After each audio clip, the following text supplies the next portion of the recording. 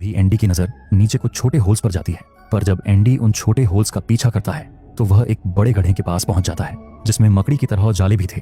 उसे देखकर एंडी बहुत डर जाता है और तुरंत वहां से जाने लगता है। एंडी नाओमी से कहता है कि यहाँ पर शायद कोई स्पाइडर जैसा एलियन भी है। नाओमी उसे कहीं पर भी रुकने से मना करती है और आगे बढ़ने को कहती है, पर कुछ आगे जाते ही एंडी को फिर से कुछ महसूस होने लगता है।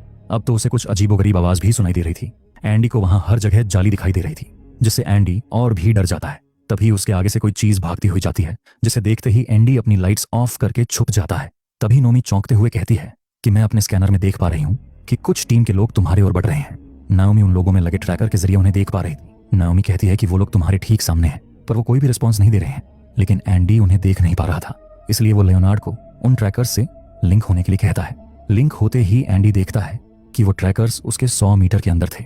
पर तभी नाओमी एंडी को तुरंत वहां से भागने को कहती है, क्योंकि वो लोग मरे हुए थे, जिसका मतलब वहां पर उनके टीम के लोग नहीं कोई और चीज थी। पर उस चीज को देखने की आग एंडी के अंदर लग चुकी थी, इसलिए एंडी उस फ्लेयर गन को ऊपर फायर करता है ताकि वह उसके उजाले में वह चीज को देख सके। पर उसे देखते ही एंडी की फटकर 4 हो जाती है, क्योंकि वह एक एलियन क्रिएचर था। मतलब इस एलियन ने इनके टीम के लोगों को ट्रैकर्स के साथ खा लिया था। उसे देखते ही एंडी उल्टे पैर भागने लगता है। वह क्रीचर भी उसके पीछे आता है, लेकिन एंडी भागते हुए पहाड़ के दरार में गिर जाता है। एंडी सोचता है कि वह बच गया, लेकिन वह क्रीचर ऊपर से एंडी पर हमला कर रहा था। एंडी किसी तरह बचते हुए भागने लगता है और भागते भागते सीधा पहाड़ी से नीचे गिर जाता है। लेकिन नीचे बर्फ होने के कारण उसे ज्यादा चोट नहीं आती, पर अब उस क्रीचर से एंडी का पीछा छूट गया था। तभी लियोनार्ड एंडी को वार्न करता है, तुम्हारा ऑक्सीजन लीक हो रहा है। तब एंडी देखता है कि पहाड़ी से गिरने से उसका सूट फट गया था। वह तुरंत उस स्प्रे से सूट को रिपेयर करता है, लेकिन अब उसका स्प्रे भी खत्म हो चुका था, इसलिए उसे अब अपने सूट का ख्याल रखना था। नाओमी पूछती है कि हुआ क्या है। तब एंडी उसे सारी बात बताने लगता है। तभी ड्वेन इनसे जुड़ जाता है और मदद के लिए एंडी को बुलाने लगता है, क्योंकि ड्वेन उन क्रीचर से लड़ रहा था और उसे एंडी की मदद चाहिए थी। नाओमी भी एंडी को ड्वेन की मदद करने को कहती है, क्योंकि ड्वेन की लोकेशन एंडी से बहुत पास थी।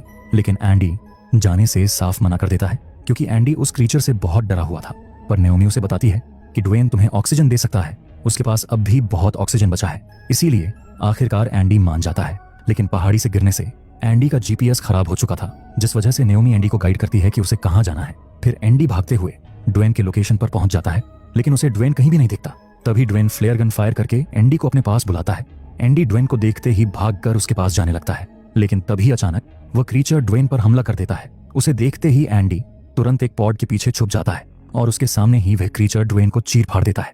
ये देखकर एंडी पूरा कांप गया था। लेकिन इसी बीच एक दूसरे क्रीचर को एंडी के छुपे होने की भनक लग जाती है और अब वह एंडी की ओर बढ़ने लगता है। एंडी की धड़कन अब तेज हो गई थी, लेकिन तभी वहां का एक पॉड स्टार्ट हो जाता है और उसमें लाइट्स ब्लिंक होने लगती हैं, जिससे वो क्रीचर उस पॉड पर हमला कर देता है। पर उसे वहां कुछ नहीं मिलता, इसलिए वो क्रीचर वापस वहां आता है जहां एंडी छुपा हुआ था, लेकिन उसे वहां कोई भी नहीं दिखता। एंडी वहां से गायब हो चुका था। तभी हम एंडी को एक दूसरे पॉड के अंदर छुपे हुए देखते हैं। दरअसल नोमी ने ही उस पॉड को शुरू किया था ताकि क्रिएचर डिस्ट्रैक्ट हो जाए और एंडी को छुपने का समय मिल सके। नोमी टीम की सुपरवाइजर थी, जिस वजह से उसके पास सारे पॉड्स के कंट्रोल्स थे। अब नाओमी और एक पॉड को स्टार्ट करने का फैसला करती है ताकि वो क्रीचर एंडी से दूर चले जाएं। लेकिन नाओमी गलती से उसी पॉड को स्टार्ट कर देती है जिसमें एंडी छुपा हुआ था, जिससे उस पॉड की लाइट्स ब्लिंक होने लगती हैं और अब वो क्रीचर उस पॉड की ओर आने लगते हैं। उस पॉड में एक लाश भी थी जो बड़ी प्यार से एंडी को देख रही थी, पर उसे देखकर एंडी की ओर फट जाती है। बेचारा एंडी स्थिति को बताते हुए नाओमी को पॉड ऑफ करने के लिए कहता है, लेकिन किसी वजह से पॉड ऑफ नहीं हो रहा था। जहां एंडी अब सोच चुका था कि उसकी मौत निश्चित है, लेकिन तभी नाओमी वहां पर मौजूद सारे पॉड्स को ऑन कर देती है, जिससे वो क्रीचर कंफ्यूज हो जाते हैं और सारे पॉड्स पर हमला करने लगते हैं। इसी बात का फायदा उठाकर एंडी अपनी पूरी ताकत लगाकर भागने लगता है, पर तब भी वो क्रीचर एंडी को देख ही लेते हैं और उसका पीछा करने लगते हैं। जहां एंडी भागते हुए एक जगह पर गिर जाता है और अब उसके बचने का कोई रास्ता नहीं था, पर वो क्रीचर एक कदम भी आगे नहीं बढ़ाते और वहीं से वापस चले जाते हैं। एंडी को ये कुछ अजीब लगता है, पर तभी वो नोटिस करता है कि वो भागकर किसी फॉग वाले एरिया में आ चुका था। तभी उसे जुगनू दिखाई पड़ते हैं जो बहुत सुंदर थे, जिन्हें देखकर एंडी को बहुत अच्छा लगता है। पर तभी वो सुंदर जुगनू लाल हो जाते हैं और एंडी पर हमला करने लगते हैं। एंडी किसी तरह उनसे पीछा छुड़ाता है और आगे की ओर बढ़ने लगता है, जहां नाओमी कहती है कि इन्हीं जुगनुओं से वो क्रीचर डरते होंगे, जिस वजह से वो भाग गए। लेकिन तभी एंडी को किसी के गुर्राने की आवाज आने लगती है। एंडी कहता है कि वो जुगनुओं से नहीं, किसी दूसरी चीज से डर कर भागे हैं। जरूर यहाँ पर कुछ भयानक है, और एंडी का यह अनुमान बिल्कुल सही था। अचानक जमीन के अंदर से एक क्रीचर मुंह खोलता है और एंडी को निगलने लगता है। उस क्रीचर ने एंडी को इस तरह से जकड़ा था कि एंडी हिल भी नहीं पा रहा था। नोमी को समझ नहीं आ रहा था कि एंडी के साथ हो क्या रहा है, और देखते ही देखते वो क्रीचर एंडी को पूरा निगल जाता है। एंडी अब उस क्रीचर के मुंह में था। एंडी इतना पैनिक हो जाता है कि उसे हार्ट अटैक आने लगता है। इसलिए लियोनार्ड उसे इलेक्ट्रिक शॉक देता है, लेकिन उस शॉक का झटका उस क्रीचर को भी लगता है।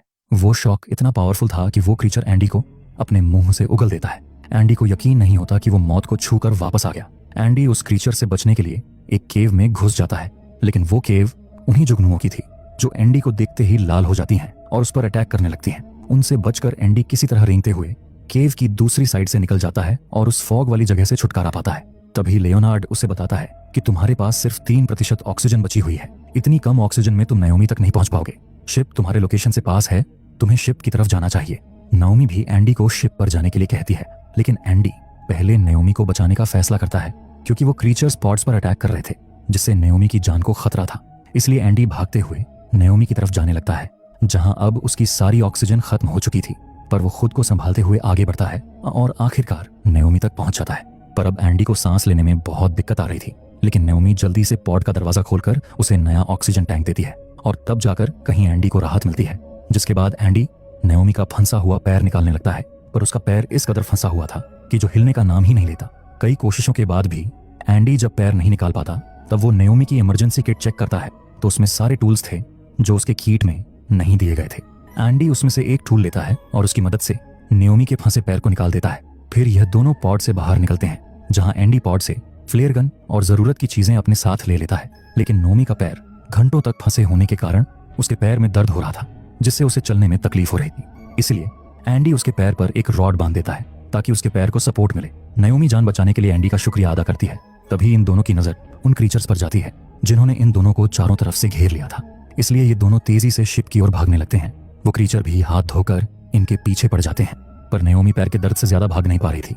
इसलिए वो अपने एआई को उसके अंदर दवाई इंजेक्ट करने के लिए कहती है ताकि उसे दर्द महसूस ना हो और वो तेजी से भाग पाए। जहां भागते हुए ये लोग शिप तक पहुंच जाते हैं, लेकिन तभी नाओमी अनबैलेंस्ड होकर नीचे गिर जाती है। एंडी उसे संभाल लेता है और वो दोनों फिर से भागने लगते हैं, पर इतने वक्त में वो क्रीचर्स इनके बहुत पास आ गए थे। उनसे बचने के लिए ये दोनों शिप के मलबे में भागने लगते हैं, लेकिन एक जगह आकर ये दोनों अटक जाते हैं और अब वो क्रीचर्स भी इन्हें घेर लेते हैं। नाओमी उन्हें डराने के लिए फ्लेयर गन चलाती है, जिससे वो क्रीचर घबराता तो नहीं, लेकिन वो उस रोशनी के पीछे भागने लगता है।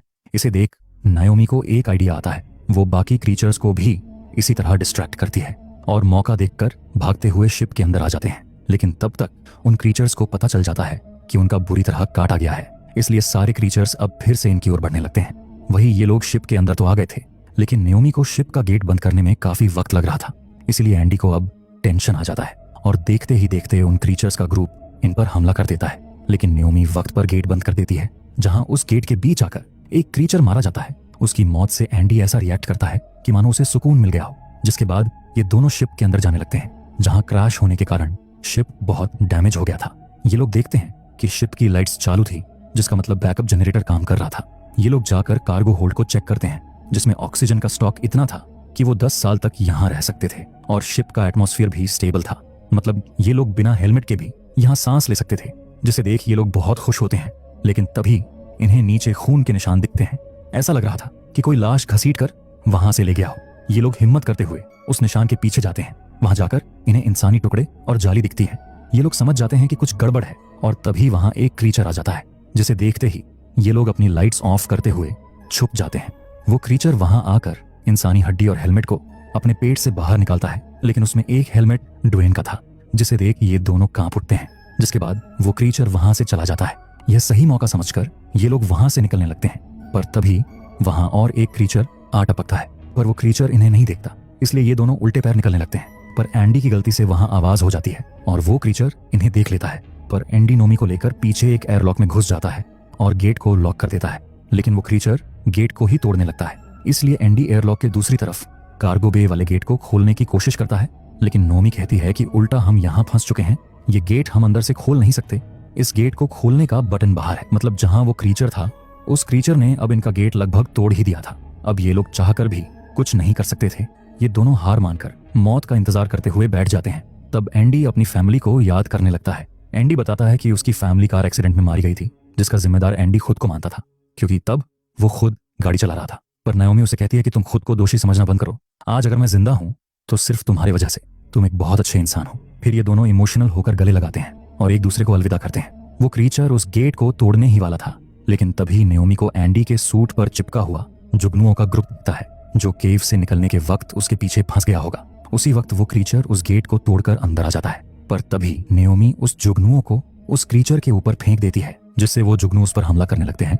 इसी वक्त में ये लोग बाहर जाकर उस बटन को प्रेस कर देते हैं, जिससे कार्गो बे का गेट खुल जाता है और ये दोनों भागकर कार्गो बे की ओर जाने लगते हैं। लेकिन ये आगे जा नहीं पाते क्योंकि ये लोग ऊंचाई पर थे, इसलिए एंडी उस क्रीचर के आने से पहले गेट को बंद करने लगता है, लेकिन किसी कारण गेट बंद नहीं होता और ये दोनों उस क्रीचर के साथ नीचे गिर जाते हैं, जहां वो क्रीचर अब इनके सामने ही खड़ा था। पर तभी एंडी नोमी का गिरा हुआ सूट रिपेयरिंग स्प्रे देखता है और उसे उठाकर क्रीचर के मुंह पर फेंकता है, जिससे उस क्रीचर का मुंह चिपक जाता है और इसी का फायदा उठाकर ये दोनों भागने लगते हैं। पर वो क्रीचर खुद को संभालकर वापस इनके पीछे आने लगता है, जहां एक जगह आकर ये दोनों गिर जाते हैं। लेकिन एंडी की जान बचाने के लिए नाओमी उस क्रीचर को अपने पीछे लाने लगती है। नाओमी कहती है कि हमें इसे मारना ही होगा, मैं इसका ध्यान भटकाती हूँ, तब तक तुम इसे मारने का कोई तरीका ढूंढो। तभी एंडी वहां कुछ पॉड्स को देखता है जो बिल्कुल सही सलामत थे। उन्हें देखकर एंडी को एक आइडिया आता है। वो चढ़कर सबसे टॉप पर लगे हुए पॉड के पास जाता है। दरअसल एंडी पॉड को उस क्रीचर पर क्रैश करके उसे मारना चाहता था। एंडी नाओमी को भी अपना प्लान बताता है, लेकिन वही नाओमी बड़ी मुश्किल से बचते हुए भाग रही थी। इसलिए नाओमी एंडी को कार्गो बे की सारी लाइट्स ऑफ करने को कहती है, क्योंकि वो क्रीचर अंधेरे में ठीक से देख नहीं पाता था। पर तभी एक जगह आकर वो क्रीचर नाओमी पर वार करता है और अब वो क्रीचर उसकी ओर आने लगता है। लेकिन उसी वक्त एंडी सारी लाइट्स को ऑफ कर देता है, जिससे वो क्रीचर ठीक से देख नहीं पाता। पर वो नाओमी की तरफ ही बढ़ रहा था, जिससे नाओमी बहुत डर जाती है। लेकिन तभी उसकी नजर ऊपर रखे बॉक्स पर जाती है जो नीचे से टूटा हुआ था। नाओमी क्रीचर के आने से पहले उस बॉक्स में चली जाती है जहां वो बाल बाल बची थी। वही एंडी उस पॉड को स्टार्ट करने लगता है ताकि वो उसे क्रीचर पर लॉन्च कर सके। लेकिन एंडी देखता है कि पावर कट होने के कारण पॉड स्टार्ट नहीं हो रहा था, इसलिए एंडी फिर से पावर को शुरू करने का सोचता है। लेकिन लेनर्ड उसे बताता है कि इसे चालू होने में 15 मिनट का वक्त लग सकता है। पर इतना वक्त एंडी के पास नहीं था, जिस पर लीनर्ड कहता है कि तुम अपने सूट के बैटरी से इसे शुरू कर सकते हो, लेकिन इसके लिए तुम्हें पॉड के अंदर बैठना होगा। मतलब एंडी को उस पॉड में बैठकर ही उसे क्रीचर पर क्रैश करना होगा, जिसमें उसकी जान भी जा सकती थी। लेकिन वो इसके लिए मान जाता है और पॉड में बैठकर अपना सूट पॉड से कनेक्ट करता है। जहां अब पॉड लॉन्च होने के लिए तैयार था, तभी हम नाओमी को देखते हैं जो अपने ऊपर लाइट्स को लगाकर उस क्रीचर को अपने पीछे ला रही थी ताकि एंडी उस पर पोड क्रैश कर सके। जहां एंडी सही मौका देखकर अपने पोड को लॉन्च कर देता है। उस वक्त एंडी को वो पल याद आता है जहां कार एक्सीडेंट में उसने अपनी फैमिली को खोया था। फिर हम देखते हैं वो पॉड जाकर सीधा उस क्रीचर पर क्रैश होता है, जिससे वो क्रीचर मारा जाता है और नाओमी दूर जाकर गिरती है। लेकिन नाओमी देखती है कि एंडी उस पॉड के अंदर था। नाओमी जाकर उसे संभालती है, लेकिन एंडी अब आंखें नहीं खोलता है। नाओमी एंडी की मौत पर रोने लगती है, पर तभी एंडी अपनी आंखें खोलता है। दरअसल वो सिर्फ बेहोश हुआ था। उसे जिंदा देख नाओमी बहुत